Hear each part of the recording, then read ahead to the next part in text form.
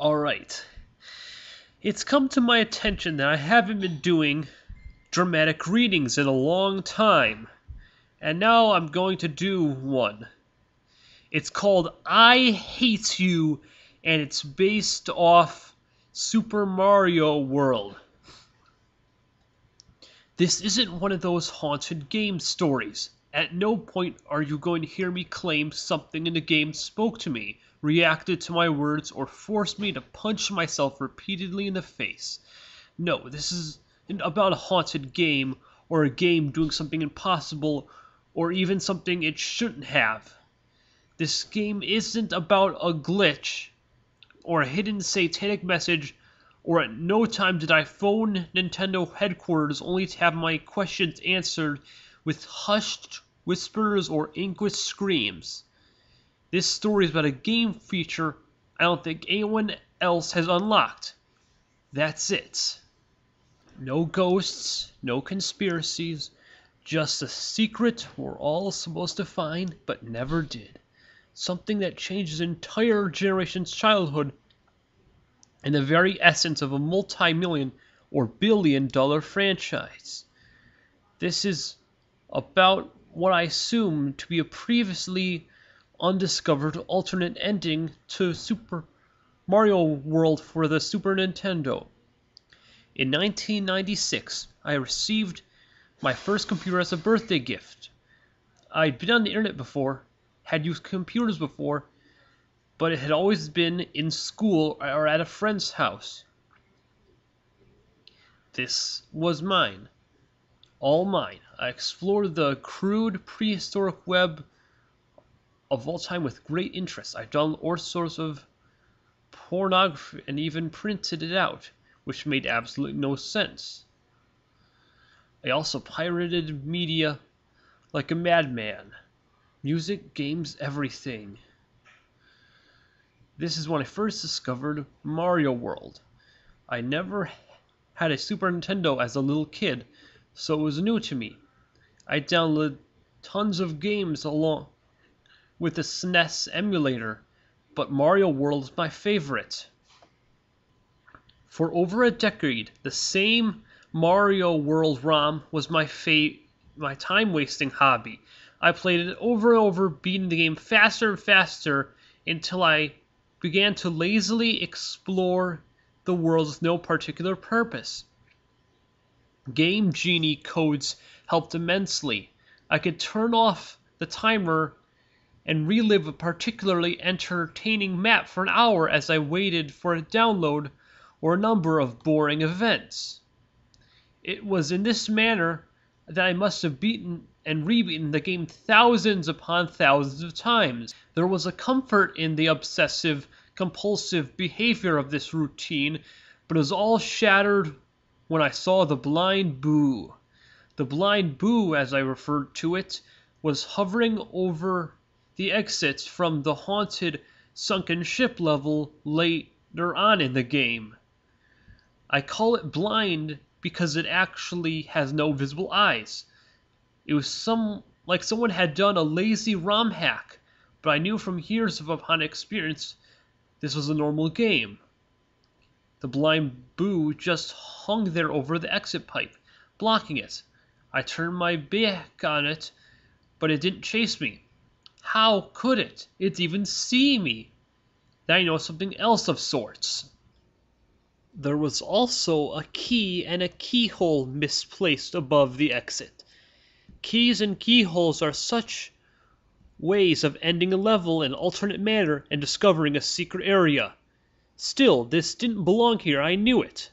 For a moment I considered the fact that I had actually broken a ROM file from overuse.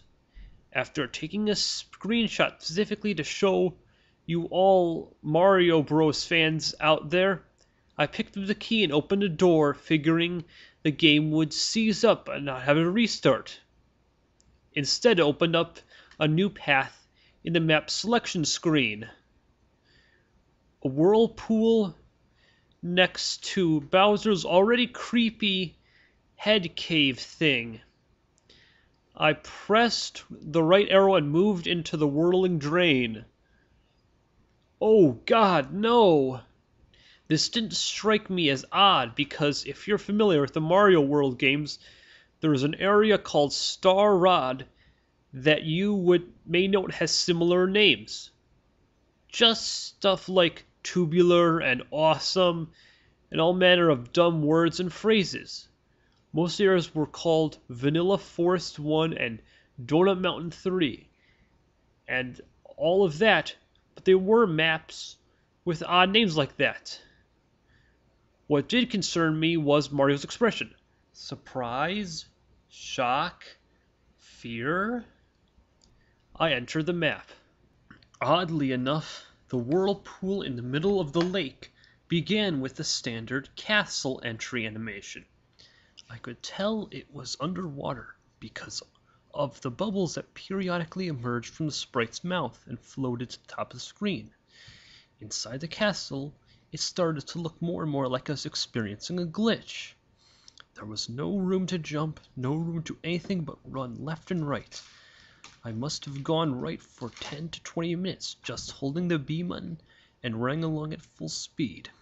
After a while, I ran into one or two blind boos in the darkness above, then 3 or 4, then the screen was full of them. They just kind of hung around doing nothing. They wouldn't chase me if I turned my back, as with the previous blind boo. If I made any noise, like Mario's jump sound, they would sort of shudder a bit, like they heard the sound of Mario's movements, but couldn't do anything about it. Then something made me stop and turn the other way. Now I was beyond a shadow of a doubt the map was specifically designed to screw with the player. Not because the giant bleeding Bill was hemorrhaging profusely from its face, but because it was inescapable. There was literally no way to avoid being killed by it, as you can see above. That is, unless you're like me and you have Game Genie cheats on hand. I switched on the code for permanent invincibility. I let the bleeding Bill chase me for a while when I was invincible, just to get a good look at the thing. I stopped, killed it with my invulnerable touch, only when I saw a message that hadn't been there when I passed before. I hate you! That kind of creeped me out. But on the other hand, it was kind of interesting because this was definitely a map that was supposed to exist. There was a plot element here, something undiscovered. What did it mean? Who hated me? King Koopa seemed the obvious answer. Or maybe just the ghosts. When you're in a haunted castle that way, you found by a haunted ship, a bloody-looking hate message isn't so unbelievable. I saw it again when I approached some giant boos. I was thankful that the blind boos ended at this point, because the more I watched him shudder, the uneasier I felt, almost empathetic toward them. The thankfulness ended when I turned my back on the giant boos, and this happened. Giant boos with faces I hadn't seen before. They were always mad at being awakened, angry that you're invading the haunted houses across the Mario World Island. This was different, and they looked gleeful, demented. I could see right down their throats, which seemed odd given the lack of detail their mouths usually displayed. And yes, of course I'm going to address the message you saw in the picture. Why won't you die? I don't know why. Am I supposed to? Who's asking? I let the giant boos touch me, and they died like the bleeding Bills, of which I encountered 2. Despite any attempt to scare the player, I knew that being invincible meant invincible no matter what they threw at me. After a while, down this strange claustrophobic corridor with no more eventful happenings. I came to a room with an exit pipe. Taking the pipe downward, I came out the other end and dropped in a room filled with water. The water makes sense, this being a sunken castle with a whirlpool and all. I was rewarded for my troubles with a question mark block that released a mushroom for me. I could have easily done this with a cheat code, but the thought had escaped me as I faced all these new and strange sights.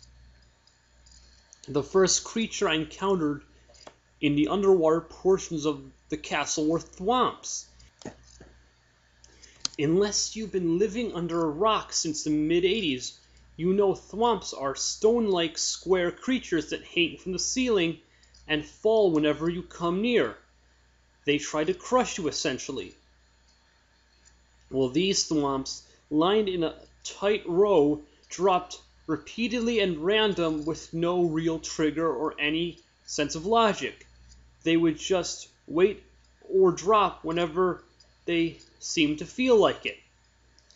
It also looked like these thwomps had been very successful thwomps. More cartoony blood. This was pretty unusual for the Mario Bros. Franchise, which I hadn't recalled seeing blood at all. Now I had seen it used 3 times. The bloody bills, the messages, and those perpetual smashing, grinding thwomps who were working their victims who into pulp forever. Into hampering effects of the water, I walked slowly under those things, making sure every single one touched me and died. There were almost 30 of them in a row.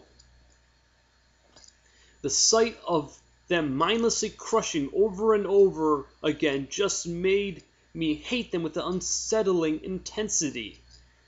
What's weird is that the blood caused Mario to slide as if he were in an ice level. After walking through the gauntlet of depravity, I swam into a more open area that was filled with spikes in the floor and the ceiling. It was difficult to swim in this manner without touching the spikes, but since I was invincible, I didn't think of it. I avoided them more for the fun of it than sense of being damaged. It stopped being fun really fast, though. Now I know what was going on. The bloody mess the thwomps are causing, it was other Marios, past Marios that tried to traverse through this level and failed. I had to admit it was an excellent touch, even if it was a bit ghoulish. Whoever designed the map actually broke the 4th wall and showed you the bloated, motionless abortions, the player's own careless treatment of Mario's tiny life. The bodies only floated straight up and down a bit, as if to show the effects of a light current. It was genius, and I couldn't believe I might be the first and only person to see this. I toyed with the idea of making more than one screenshot I just presented you, basically so all of you reading this could enjoy the secret map as much as I could, especially this weird little touch. But